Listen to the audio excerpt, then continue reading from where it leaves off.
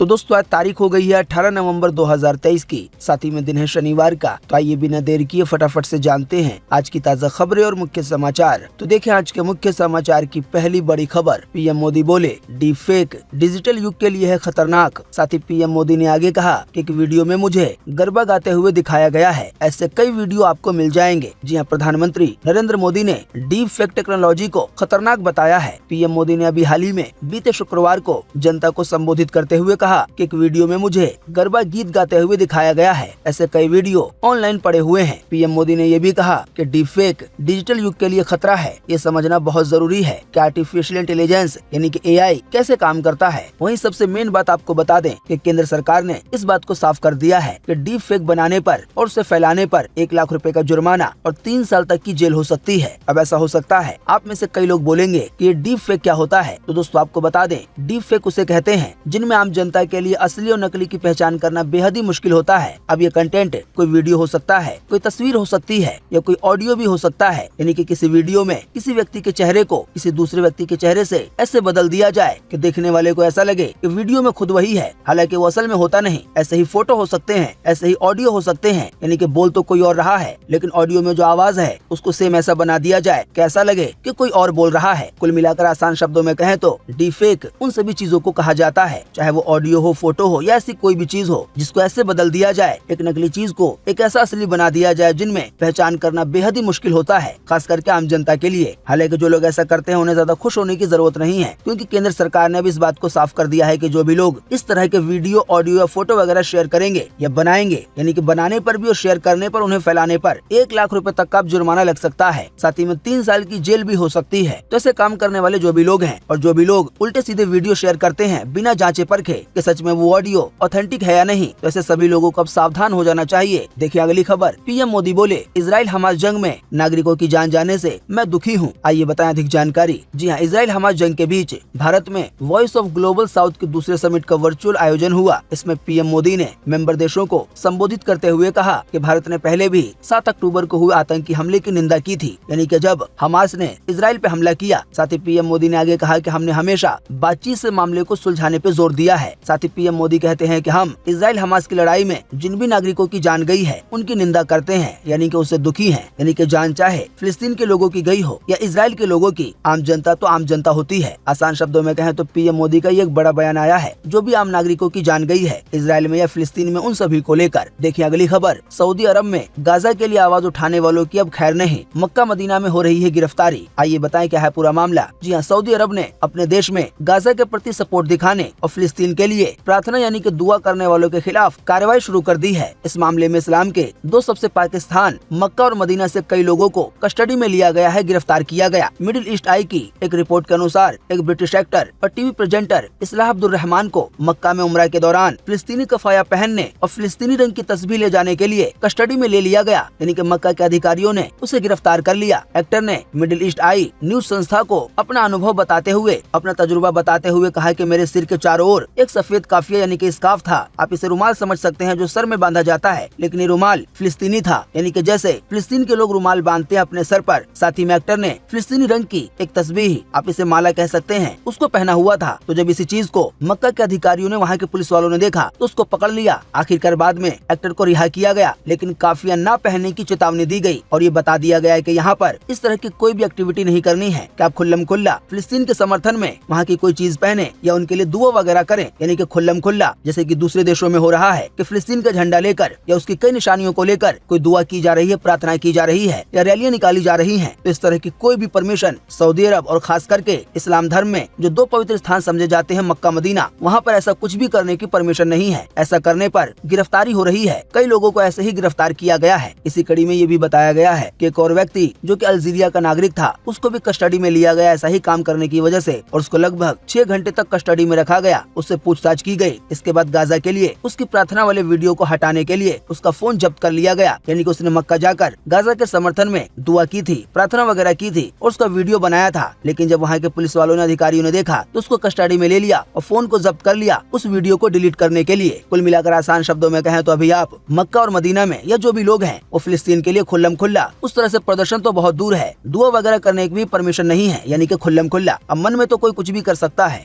देखिए अगली खबर, गेहूं और चावल की कीमतों पर लगाम लगाने के लिए सरकार की नई पहल। आइए बताएं अधिक जानकारी। जी हां, गेहूं और चावल की बढ़ती कीमतों से आम जनता परेशान है। सरकार ने इन कीमतों को कंट्रोल में करने के लिए कई कदम उठाए हैं। इसी कड़ी में जानकारी आई है कि सरकार ने अपने बफर स्टॉक से 2.84 लाख टन गेहूं और 5,830 टन चावल बेचा है। बताया गया इसकी वजह से आने वाले दिनों में गेहूं और चावल के दामों में जो कि बढ़ रहे हैं उनमें राहत मिल सकती है। इन दोनों के दामों में कमी आ सकती है या जो दाम बढ़ने का सिलसिला है वो रुक सकता है। जाहिर बात है दोनों ही सिचुएशन में आम जनता को थोड़ी बहुत हेल्प मिलेगी और राहत मिलेगी महंगाई को लेकर। देखिए अगली खबर, चंद्रमा के अंधेरे हिस्से पर 350 किलो का विशाल लैंडर उतारने की है तैयारी। इसरो की है नई योजना। जी हाँ, चंद्रयान 3 की सफलता के बाद भारतीय अंतरिक्ष अनुसंधान संगठन यानी कि इसरो, जो कि अपने देश की स्पेस एजेंसी है, अब वो 2 और नए मिशनों पे काम कर रही है जो कि चंद्रमा से जुड़े हुए हैं। अहमदाबाद स्थित इसरो केंद्र के निदेशक नीलेश देसाई ने बीते शुक्रवार को पुणे में भारतीय मौसम विज्ञान संस्था के 62वें स्थापना दिवस पर लोगों को संबोधित करते हुए कहा कि हम इस बार चंद्रमा के ध्रुवीय मिशन पे काम करने जा रहे हैं, यानी कि चंद्रमा का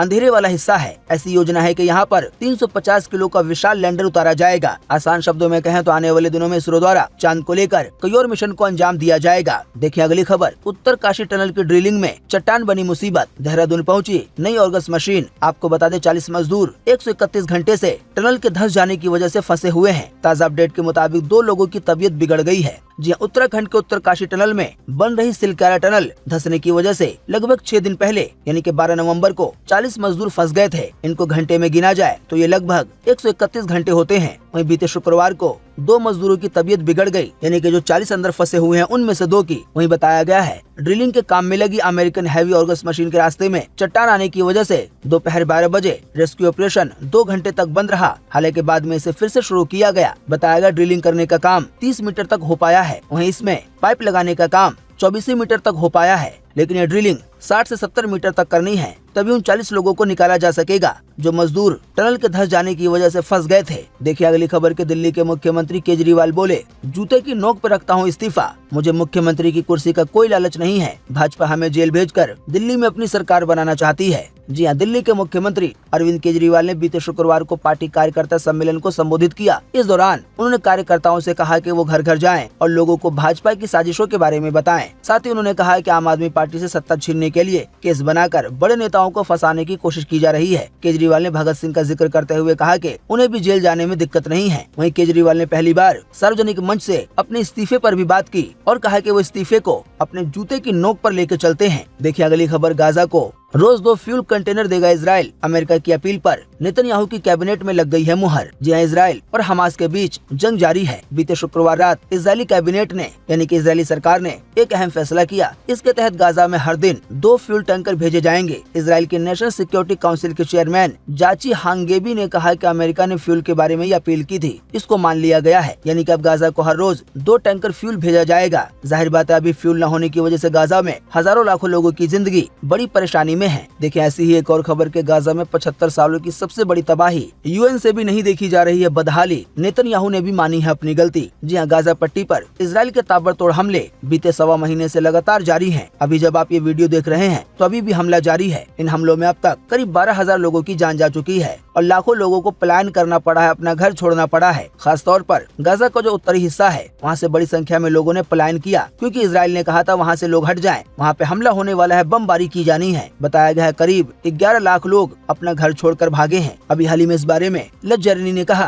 कि भूख प्यास से तड़पते और दवाओं तक के संकट से जूझ रहे बीमार लोगों को भी पलायन करना पड़ रहा है। वहीं इसी बीच इजराइल के प्रधानमंत्री बेंजामिन नेतन्याहू ने ये स्वीकार किया है, एक्सेप्ट किया है कि सेना के हमलों में आम नागरिक की जान गई है, वो हताहत हुए हैं। उन्होंने कहा कि हमास के खिलाफ जारी ऑपरेशन में नागरिकों को कम से कम नुकसान पहुंचाने की हमारी कोशिश उतनी सफल नहीं रही जितनी हमारी कोशिश थी। इजराइल के प्रधानमंत्री नेतन्याहू ने CBS न्यूज को दिए इंटरव्यू में कहा कि हमने हमलों से पहले आम नागरिकों से सुरक्षित जगहों पर रहने की अपील की थी, लेकिन हमास ने ऐसा होने नहीं दिया। उसने लोगों को खतरनाक स्थानों पर ही रोक लिया। वहीं इजराइल के प्रधानमंत्री बेंजामिन नेतन्याहू ने यह भी माना है कि आम नागरिकों को बचाना मुश्किल हो रहा है। नेतन्याहू ने आगे कहा कि एक भी नागरिक की जान जाना बेहद बेहद ही दुखद है। हमें ऐसा कुछ भी करने से बचना चाहिए। हमारी कोशिश भी यही है कि नागरिक युद्ध में बचे रहें, लेकिन हमास उन्हें जंग के रास्ते में ला रहा है, उन्हीं को ढाल बना रहा है। आपको बता दें, इससे पहले भी इजराइल के प्रधानमंत्री ये बयान दे चुके हैं कि जो हमास के लड़ाके हैं वो वहाँ की आम जनता को, गाजा की आम जनता को ढाल के रूप में इस्तेमाल कर रहे हैं। उन्होंने जानबूझकर अपनी कई सुरंगें, अपने कई अड्डे वहाँ बना रखे हैं जहाँ पे आम जनता रहती है, जैसे कि अस्पताल वगैरह में। ऐसे में इजराइल के प्रधानमंत्री कहते हैं कि उन लोगों को पकड़ने के लिए या उन लोगों को मारने के लिए बमबारी करनी पड़ती है। हालांकि अब उन्होंने ये माना है कि हमारी जैसी कोशिश थी कि कम से कम आम जनता की जान जाए, तो हम उस कोशिश में विफल हो गए हैं। देखिए अगली खबर, सबसे ताकतवर रॉकेट की लॉन्चिंग टली। अब शनिवार शाम यानी कि आज शाम को 6:30 बजे ये स्टारशिप होगा लॉन्च। पिछली बार इसमें विस्फोट हो गया था। इसकी अधिक जानकारी हमने आपको बीते रोज के मुख्य समाचार में अच्छे से दी थी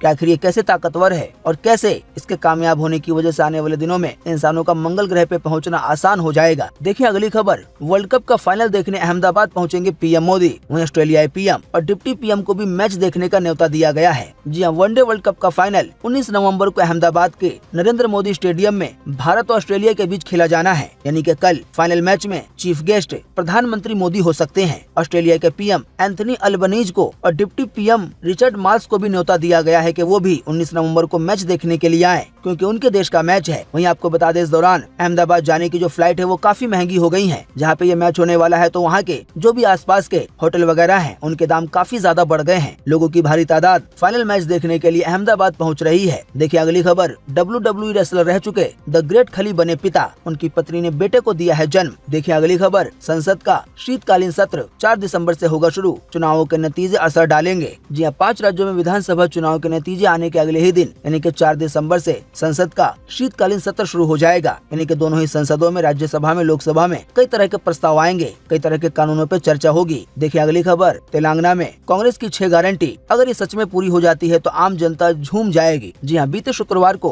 कांग्रेस के अध्यक्ष मल्लिकार्जुन खड़गे ने घोषणा पत्र जारी किया तेलंगाना के लिए। इसमें 6 गारंटी दी गई है। इस विधानसभा चुनाव में तेलंगाना में कांग्रेस की सरकार बन जाती है तो बताया गया महिलाओं को हर महीने 2500 रूपए दिए जाएंगे। वहीं किसानों को प्रति एकड़ 15,000 रूपए की मदद दी जाएगी वित्तीय सहायता के रूप में। साथ ही बताया गया अगर कांग्रेस की सरकार बनी तो 200 यूनिट बिजली हर परिवार को बिल्कुल फ्री में दी जाएगी। ऐसे ही एक और ऐलान किया गया है कि जो भी लोग तेलंगाना में बेघर हैं तो बेघरों के लिए जमीन और ऊपर से 5 लाख रुपए की और सहायता दी जाएगी। वहीं कांग्रेस के गारंटी में छात्रों के लिए भी योजना शामिल है। कांग्रेस पार्टी ने इस बात की घोषणा की है कि छात्रों को 5 लाख रुपए की वित्तीय सहायता दी जाएगी। दोस्तों, इसी वजह से मैंने आपको शुरू में कहा कि जो भी गारंटियां दी गई हैं और अगर सच में तेलंगाना में कांग्रेस की सरकार बनती है और इन गारंटियों को पूरा किया जाता है तो आप खुद ही देख सकते हैं कि आम जनता झूमेगी, क्योंकि आम जनता को कई चीजें बिल्कुल फ्री में मिलेंगी। तो दोस्तों, उम्मीद करते हैं कि आज की इस वीडियो से आपको काफी कुछ जानकारी मिली होगी।